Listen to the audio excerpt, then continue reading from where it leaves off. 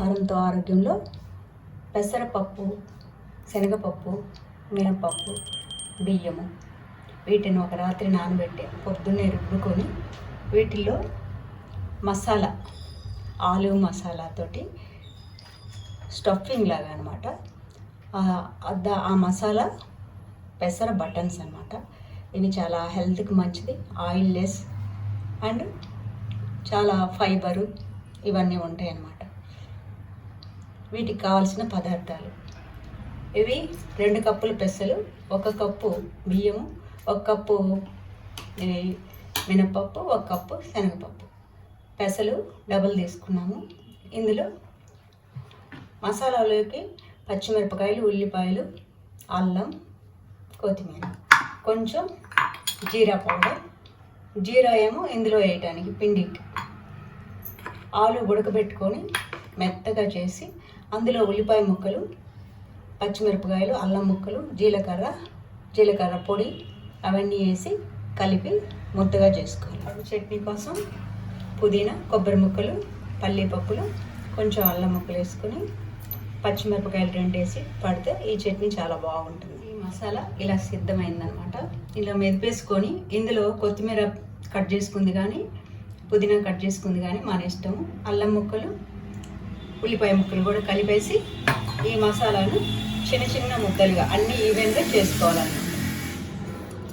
అన్నీ ఈవెన్గా చేసుకొని ఆ బ్యాటర్లో ముంచి డిప్ చేసి ఆ బటన్స్ లాగా వేసుకోవాలి. పెసర దోశ పిండిలాగానే తయారు చేసుకోవాలి.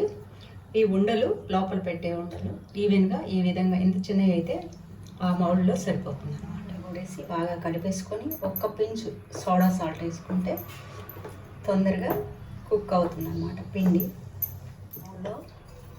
అన్నిట్లో ఈవెన్గా మనకు తగ్గట్టుగా ఎవరి ఇష్టం. నేనైతే తక్కువ ఆయిల్ వాడుతున్నాను. 2 చుక్కలు వేసుకుంటే సరిపోతుంది. దీన్ని డీప్ ఫ్రై కూడా చేసుకోవచ్చు. ఇదే విధంగా డిప్ చేసేసి ఆయిల్ ఎక్కువ పోసేసుకొని అందులో మనం ఇవి పునుగుల్లాగా వేసుకోవచ్చు అన్నమాట. ఇప్పుడు ఇలా డిప్ చేసేసి ఒక్కొక్క దాంట్లో వేసుకుంటే వెళ్ళిపోదాం.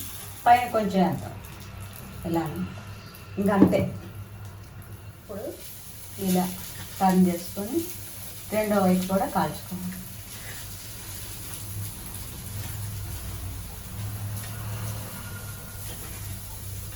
అంటే బాగా కుక్ అయిపోతుంది. పెసర మసాలా బటన్స్ రెడీ అయిపోయినాయి.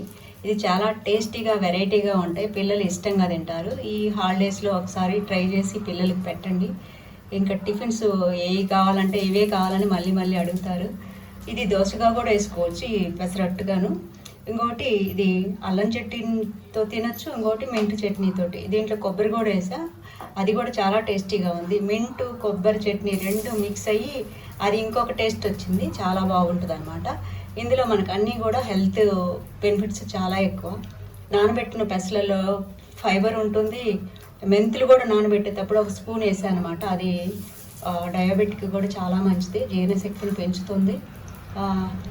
శనగపప్పు రుచిని కలిగిస్తుంది, బియ్యం క్రిస్పీనెస్ని తెస్తుంది. ఇంకా మనము మినప్పప్పు వేసాము, అది కూడా మనకు చాలా స్ట్రెంగ్త్ని ఇస్తుంది, స్ట్రెంతీగా ఉంటుంది అనమాట. ఈ తిన్న తర్వాత మనము 5-6 తింటే పొట్ట నిండిపోయినట్టు ఉంటుంది, తొందరగా డైజెస్ట్ అవుతుంది అనమాట. Thanks for watching our channel.